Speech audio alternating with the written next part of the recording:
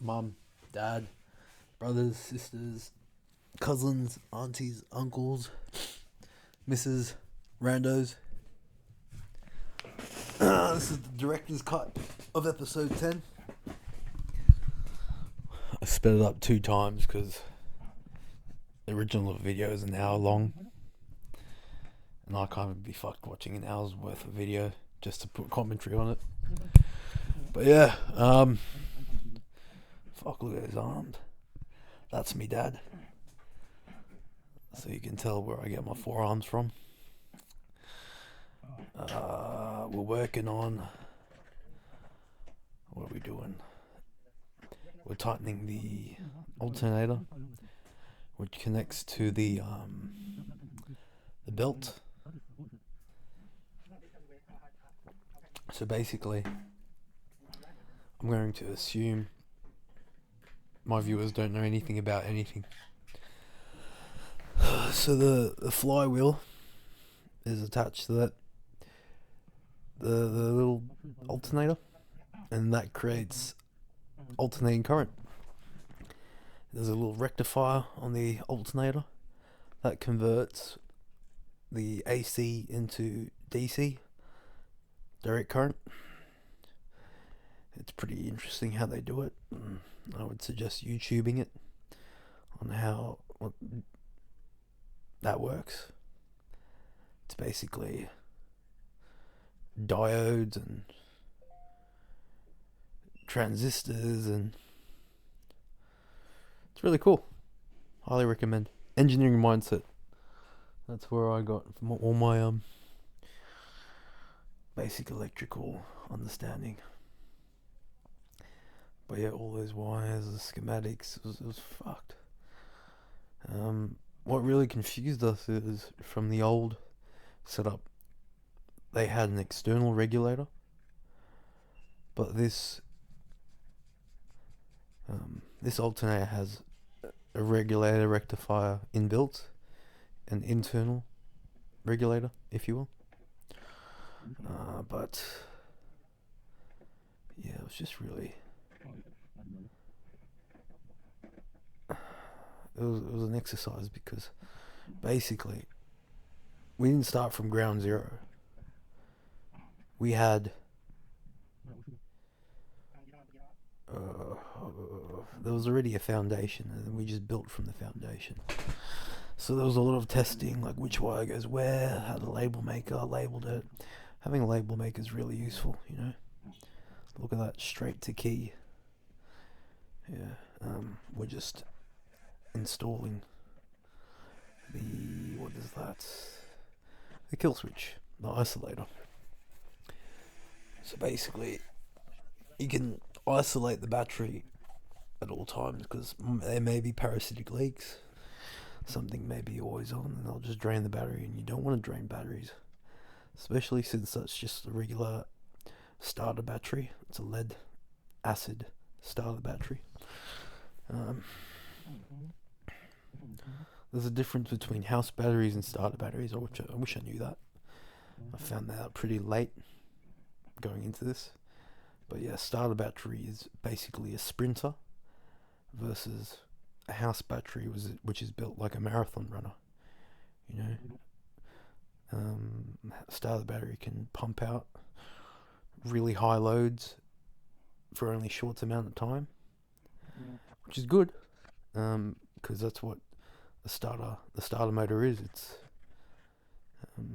just a sprint. It draws a lot of current. It takes a lot of energy, and that's what the starter battery is for. Previously, just then, that's me dad. We were using a multimeter and trying to figure out which cable goes where, which is really useful. I didn't know you could use that function on the multimeter. Just basically beeps if there's a connection, if there's conductivity, if there's a conduit, or whatever the word is, which is really helpful, really useful, to see if 2 points are connected. What are we doing here? Apologies for the bad angle. This is me setting up the external relayer. Yeah. Putting a terminal on it using crimpers, a bit of a crimp it hard. There we go. Does a job. Oops. Missed it. Yeah, crimping is an art form in itself. You want to make sure the battery goes, the cable goes all the way, the wire. And yeah, you want it to be bomb proof. You got to pull it, you got to test it, because the engine vibrates pretty violently.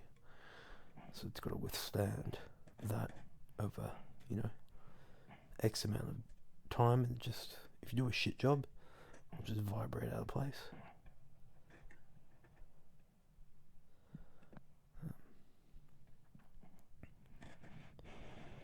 Yeah, I don't know what I was doing there. I think we're trying to connect it. We're using a butt connector. Try connect it. I think we ended up scrapping it. We didn't have enough terminals, so we're just trying to salvage what we can. And that's why we're trying to do a shonky. But, I shouldn't have tried to do it shonkily. I should just try to do a proper job.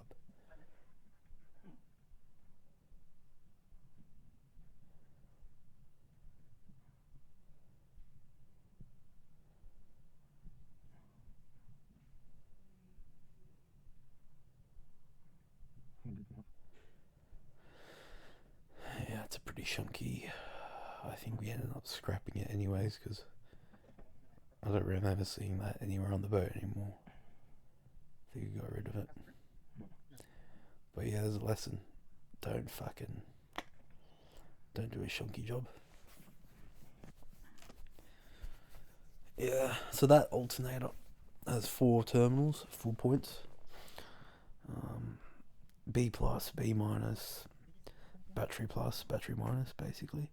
And there's a thing called D plus, which is dummy plus or something like that, which that can go to the that goes to the house battery or some other relay, so it doesn't overcharge your batteries. Overcharging your batteries is a real concern, because if you overcharge your batteries, you significantly shorten their life. So typical lead acid battery starter could last you maybe about 2 years, 3 years, depending on how many cycles and how low you get it to. So you don't want to go past, I think, 85% or 60% on the starter battery, because you fatigue it, and then the chemicals inside just don't work as they should.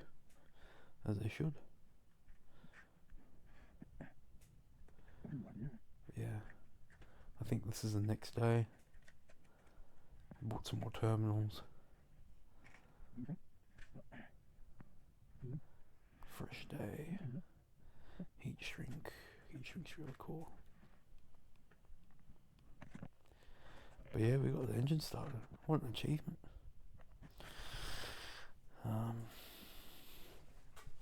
Didn't get it started that first day, you'll see shortly. But basically, the flywheel fell off. You'll see it soon. I'll show you. Just wait for it. That connection is, I think that's B plus or D plus. So it goes from the alternator to the battery. Yeah, or was it? No, sorry. That goes to the external regulator.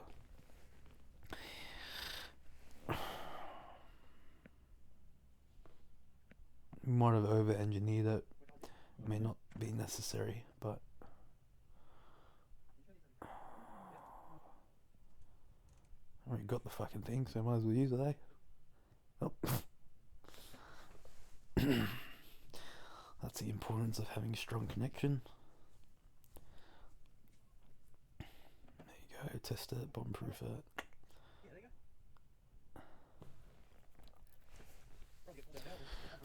Yeah.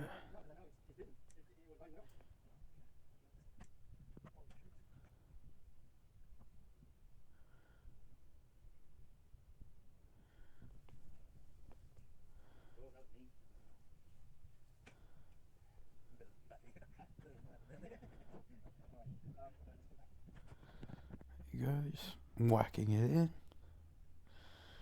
It's all yeah, very rough wiring. It's an art to it, you know. You gotta get the cables right length, right size. The bigger the draw, and like the more amps it requires, the bigger the cable, bigger gauge cable. For example, the starter motor, I think it draws like 100 amps. So it needs like a zero gauge. Compare that to like an LED lamp, which is like 1 amp.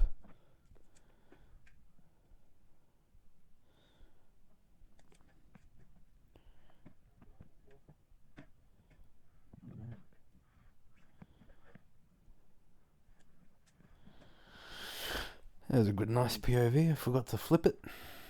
It's alright. It is what it is.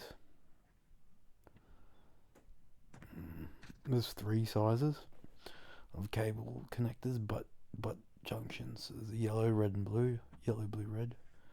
That's in descending order. But yeah, it was really fun wiring it. We were going off previous installation guide, and then there were 2 installation guides, but fuck me, whoever did it, they must have got off-market parts, so they were going off, like, the guide is like 40 years old. It's like 1980s, and the technology has changed. The alternator has an internal regulator. Yeah, so the way we wired it up, we're also using fuel pump as well. That's off-market, aftermarket, and it's electronic. Usually there's a fuel lift pump, which is totally mechanical, but that seems dead, inoperative. So that's why I'm very confused. Another confusing thing was the control panel, the key switch panel. It wasn't the same in the schematics. I'm not sure if it was like there were six terminals on the key switch. There was 4 positions on the key switch, but I'm not sure if the switch was just installed on the wrong angle. But just didn't make sense where everything went. I think it was like 1 degree off, but we managed to figure it out just by doing the beep test, figuring out which position of the key, I guess, activated which terminal in the back. And that's how we did it. Just played around, turned each key, turned each position on the key, used the multimeter. If it beeped, that means that terminal has a connection on that key position, and then we just labeled it from there and figured out what was necessary. So obviously starter motor needed to be activated on the final key turn. Fuel pump and all the other lights activated on the turn before the key.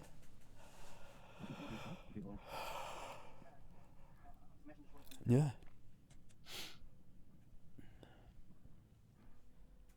worked. We did it. So now what's that wire? That's the power. The white cable is power to the keys. So lots of things run off the keys. The key panel. So like all the instruments, all the lights run off the key. That's the thermostat. There's two sensors, two main sensors. The thermostat and the oil pressure. And also the amp, the alternator lamp, which is the amps. That goes to the key as well.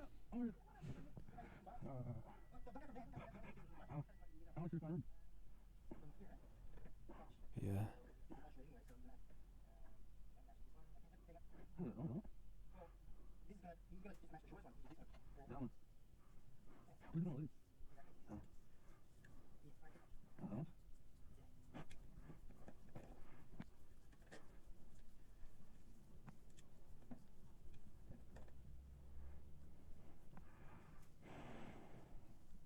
What else? There was the bilge pump. We managed to get the bilge pump working. That's pretty important.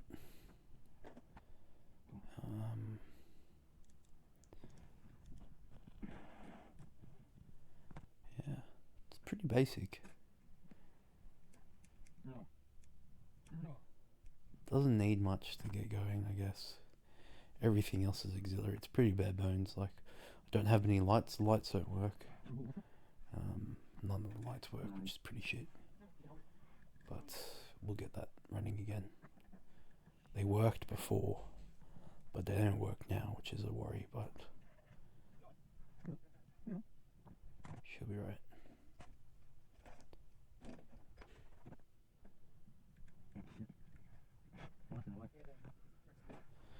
Yeah, we diagnosed that all the lights are wired in series. So if there's a break in one, they're all broken. There's no circuit, which is pretty shit. But we might just try to wire it up in parallel.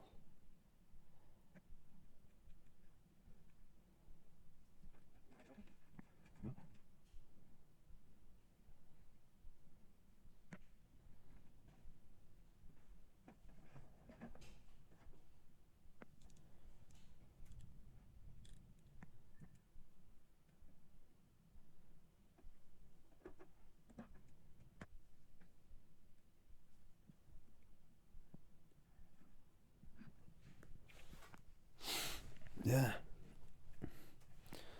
Those fuses, we figured out how the fuses worked.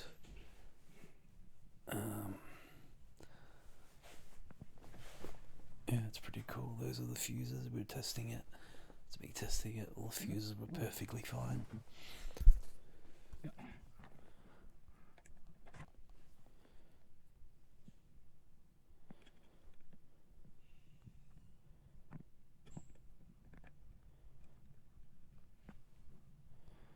Always do a tap test before you put the battery terminals on, just in case if there's a short somewhere. You just tap it, see how it goes.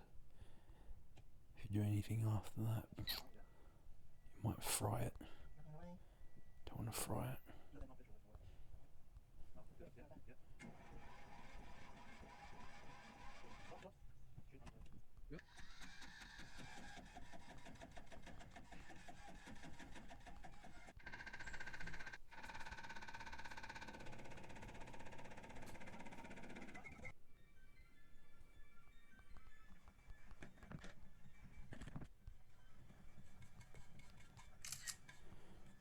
Terminal strips. But yeah, see that? This is the day after I'm wearing a new shirt. We managed to get the engine started, but the flywheel fell off. So I took an opportunity to clean behind the flywheel and managed to source the bolts. Yeah. Just give it a clean. Flew off. Fuck me. Nearly lost me foot.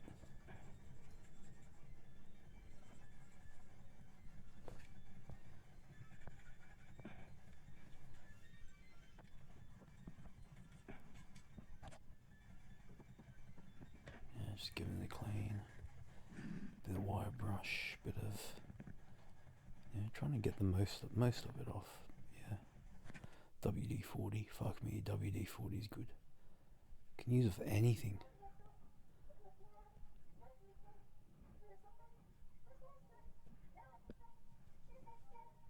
Use it for deodorant. It's a cleaner, it's a solvent, it's a protector. Yeah. Bit of rust off as well. Get that off there.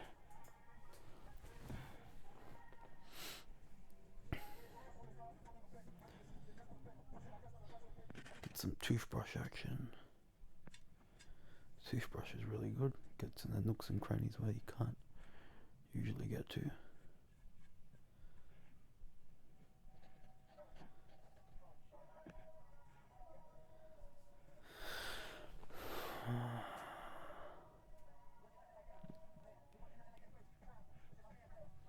But yeah, the boat's coming along nicely. It's very beautiful. I'm very proud of it.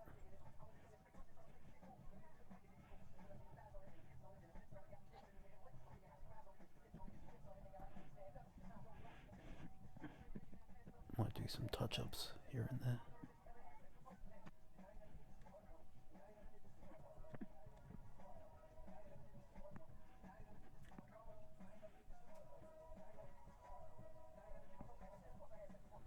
WD-40 again.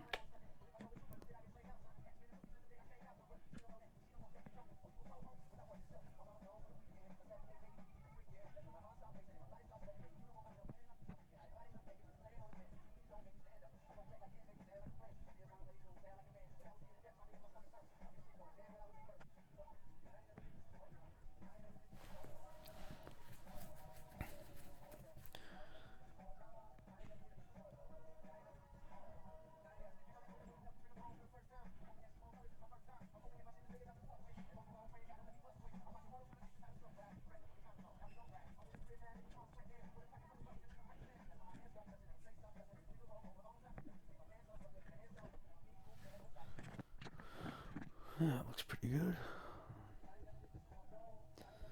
Managed to get most of the rust off.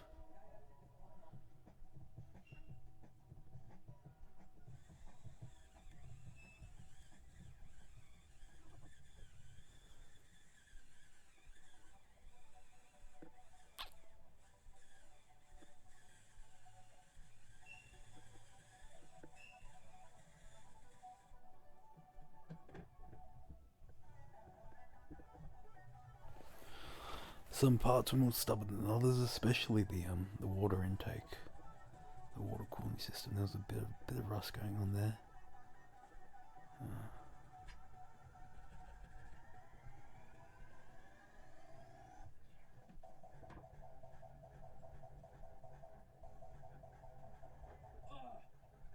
What do I do here? Yeah, there's me just taking off the negative. That's a negative terminal. It's fucking huge. Zero gauge wire.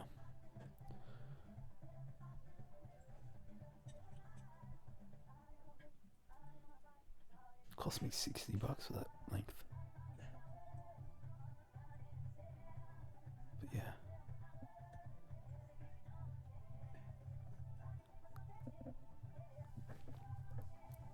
Sourced it from J-Car. It's tin lined, so it's pretty good. Marine grade. Corrosion resistant.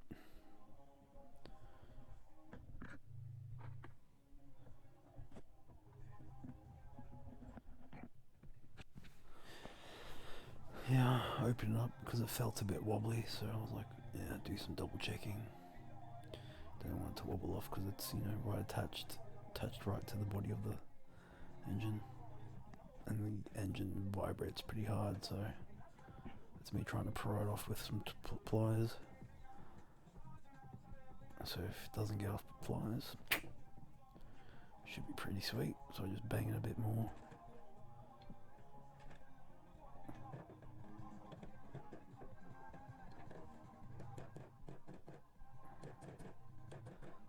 top was a bit too hollow. So do it on the floor a bit more harder. In hindsight, I should have done it on the fucking engine because it's metal on metal. But anyways, I started to prime the engine for a spray paint. Yeah, bit of action. You don't want to hold it down for too long. You just bit of a spray.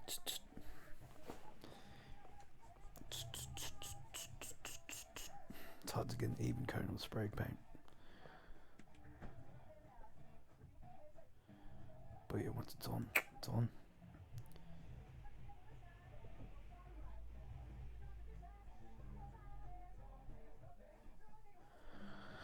And yeah, the flywheel fell off because I didn't torque it properly, so also I did a pretty bodgy job when it came to the spray painting on the red coat because I didn't wait for it to dry properly. It was raining that day too, so I should have just waited, kicked back a bit more, but I didn't. I was a lazy cunt.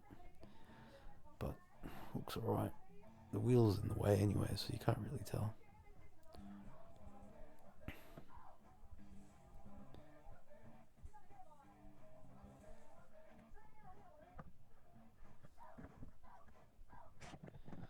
That's a flywheel. Just imagine that thing flying off. Flew off. Fell on the ground, my foot was in the way too. Almost fell with my foot there.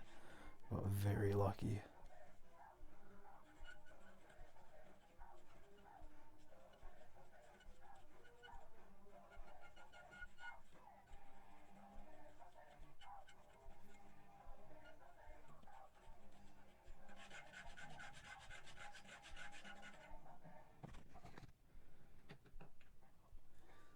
WD-40.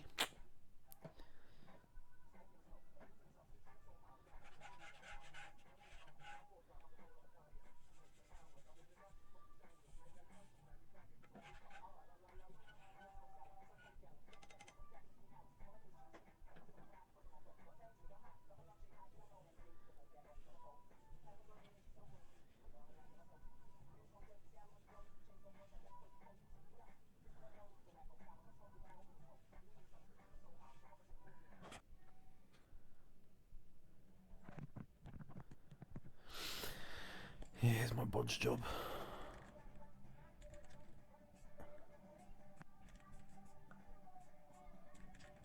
See, I think I sprayed too heavy. It just started to, and had a bit of legs, just started to leak down.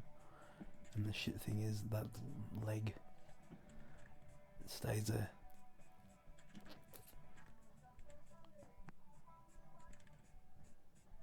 You can't really, like, I didn't want to brush it. I want to ruin a brush just for that, but anyways. I was like, sack it, that'll do.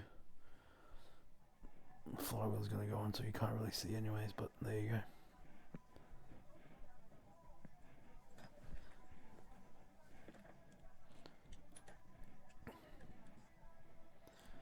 See, that's how I originally tightened it, just with a little hand thing over, but there you go, that's the big boy, that's the torque wrench. It needed to be torqued to 98 Newton meters. Yeah.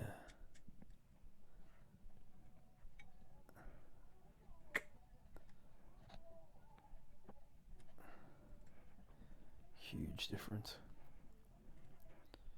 Torque is really interesting too. Pretty interesting concept. Basically, it's how gears work. The bigger the circle, so the bigger the length of the arm, basically a circle, right? So using a bigger circle, the smaller the circle, what torque is like. It's like length times force is torque. So the length of the whatever tool you're using, the leverage, times that by the force, you get like a Newton meter measurement unit. So obviously the smaller the circle, the more power you need to turn it to get it to that. That bad boy's like a fucking, it's huge. compared to my other ratchets.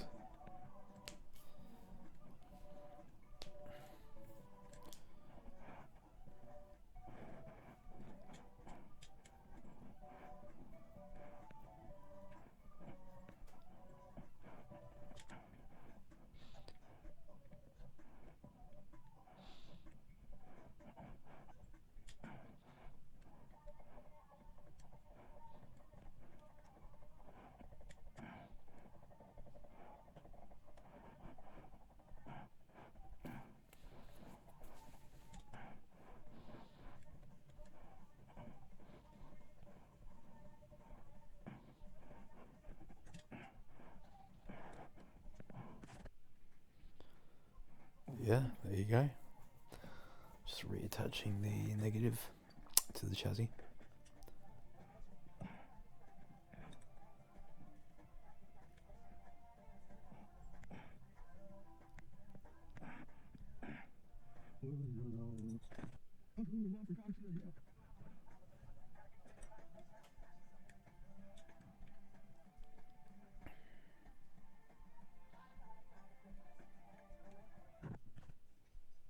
And there you go. My attempts at starting the engine.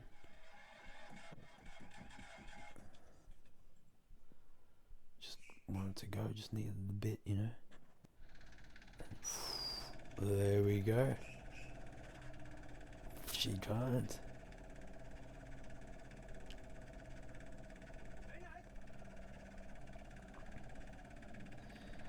Get a reading on the battery too. 14.10, that means the battery, the alternator's working. And there we fucking go. Thanks for listening.